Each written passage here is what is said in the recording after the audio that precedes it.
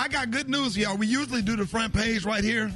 I just went to Roland Martin's Instagram. He's sitting in his car with tears in his eyes. This is my other brother right here. Roland, good morning. Rickey, Smiley, what's up? What's got you emotional this morning? First of all, how are you going to praise a Kappa like that in Pastor? I know, man. You know Pastor John West. And then you're an alpha. That ain't no better. Well, actually, it is better, but we don't leave that alone. No, man. Today, of course, is the first day of early voting in Texas, and we're already seeing massive lines. In fact, I'm about to go by a location in Cedar Hill. They got 2 lines wrapped around the building. We saw yesterday in Georgia, already 585,000 people in Georgia have voted early or with mail-in ballots. That was just first day. Some folks were in line yesterday for 11 hours. And same thing, man, in Wisconsin. They requested 1.3 million ballots were requested. 51% have already been turned in. So you are seeing massive. So when you asked about, man, the tears, I was listening to the Trey Songz song, 2020 Rise, How Many More Times, and I was Glory by Common and John Legend. And the reality is, I had one brother on my Instagram, he said, man, you vote all the time. I said, yeah, but it is always sacred when you vote.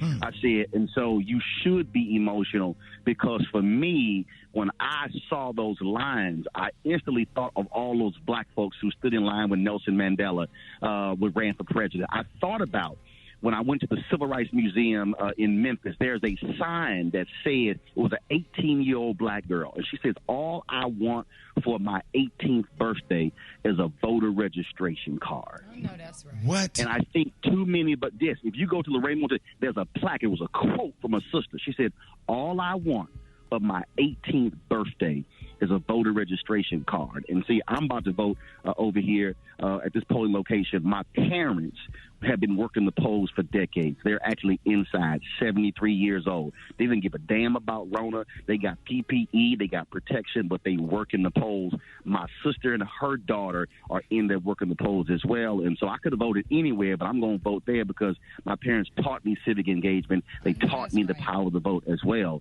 And so I think for those of us who take this thing lightly, what you just heard in that clip right there, man, I push every day on Roland Martin Unfiltered to get our people to understand that the process to change stuff starts with voting. It is not the end of the process.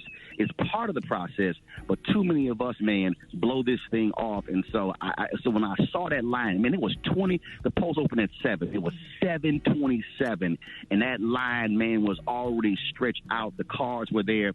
And I went by there yesterday, Rickey. I was walking the parking lot, getting my steps in, and an old black woman in a beat-up car with a handicap tag hanging down drove through slowly, and she said, baby, is this where the voting going to be tomorrow? I said, yes, ma'am. She said, now, where did you go? I said, that door right there. Dude, she was doing her advance work. Oh, right.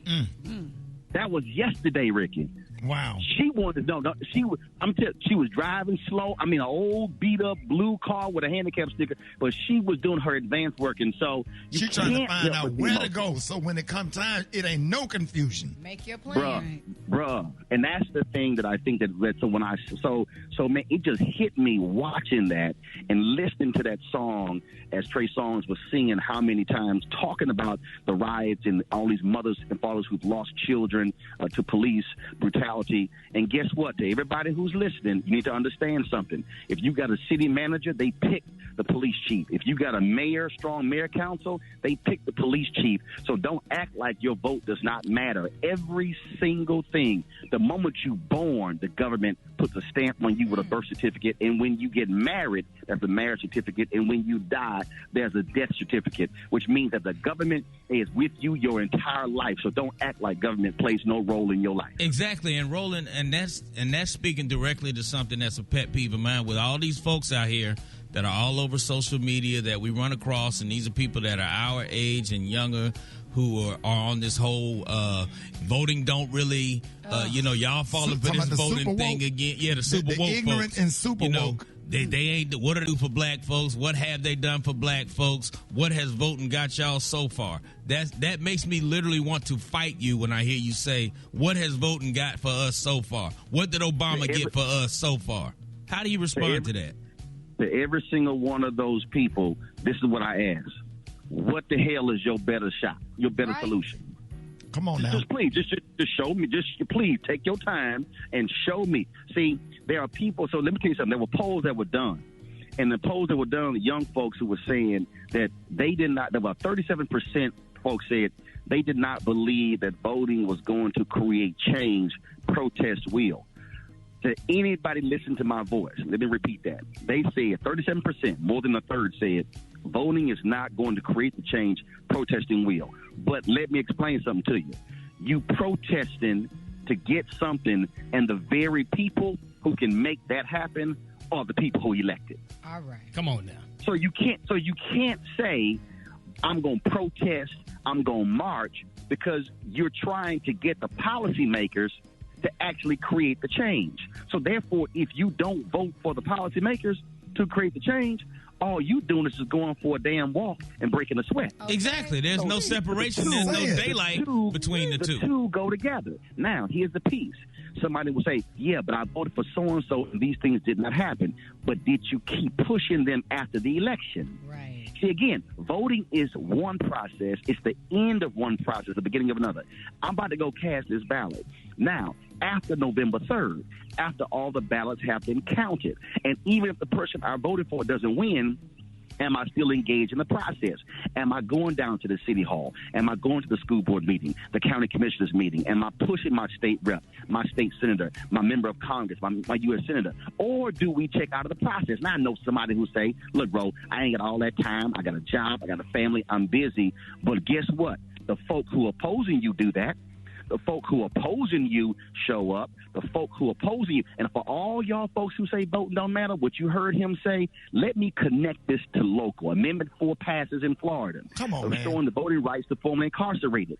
The Republican legislature passes a law that says y'all got to pay all your fines and penalties before you can vote. The people who supported it, they filed a lawsuit against them. That went to the state Supreme Court. The Supreme Court ruled in favor of the Florida legislature. They then filed a lawsuit in federal court. The federal judge ruled in favor of the folks who were fighting for felony rights, but the appeals court overruled them. Guess who appoints the various judges on the appeals court? The president. Guess who confirms those judges? The United States Senate. And so right now, Donald Trump has appointed 1/3 of all appeals court judges in the country. So what that means is, listen to me, that means that although you voted for a state issue, a federal judge ruled on the constitutionality of the law that was dealing with. And so you have to understand they are all connected. Federal is connected to state. State is connected to local. And so your simple vote, who is going to be the president, will then determine what kind of judges that you get. Right. And so people need to understand you got to connect the dots. Right. You got to connect Roland. the dots. But also money. And so that's what we got to understand. It's all interrelated. Roland, thank you so much, man. Thank you so much for your commentary. We met a dude that went to Texas A&M with you last night at dinner, Eva. Mm-hmm. And it's one of your he worked for one of your line brothers.